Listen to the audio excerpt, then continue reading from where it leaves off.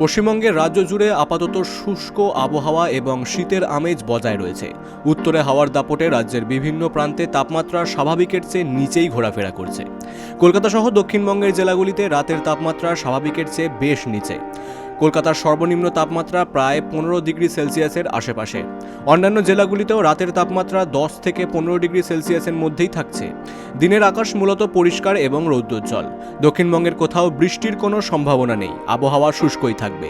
আগামী কয়েকদিনে তাপমাত্রার খুব বড় পরিবর্তন ঘটবে না, তবে শীতের আমেজ বজায় থাকবে। দার্জিলিং ছিল রাজ্যের শীতলতম স্থানগুলির মধ্যে অন্যতম। সর্বনিম্ন তাপমাত্রা থাকতে পারে 4 থেকে 6 ডিগ্রি সেলসিয়াসের আশেপাশে।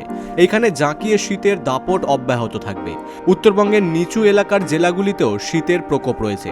দার্জিলিং, জলপাইগুড়ি, কালিম্পং, আলিপুরদুয়ার, উত্তর দিনাজপুর, দক্ষিণ দিনাজপুর এবং মালদা জেলাতেও সকালে কুয়াশার সতর্কতা জারি করা হয়েছে। কুয়াশার কারণে দৃশ্যমানতাও কমতে পারে। রাজ্য জুড়ে কোথাও বৃষ্টির সম্ভাবনা না থাকায় চাষের কাজ ও দৈনন্দিন স্বাভাবিক জীবনযাত্রায় কোনো বড় বাধা নেই। তবে উত্তরবঙ্গের জেলাগুলিতে ভোরে ভ্রমণের ক্ষেত্রে কুয়াশার কারণে সতর্কতা অবলম্বন করতে হবে। তাপমাত্রা কম থাকায় শীতের পোশাক ব্যবহার করার পরামর্শও দেওয়া হচ্ছে। Bureau report, big news Bangla.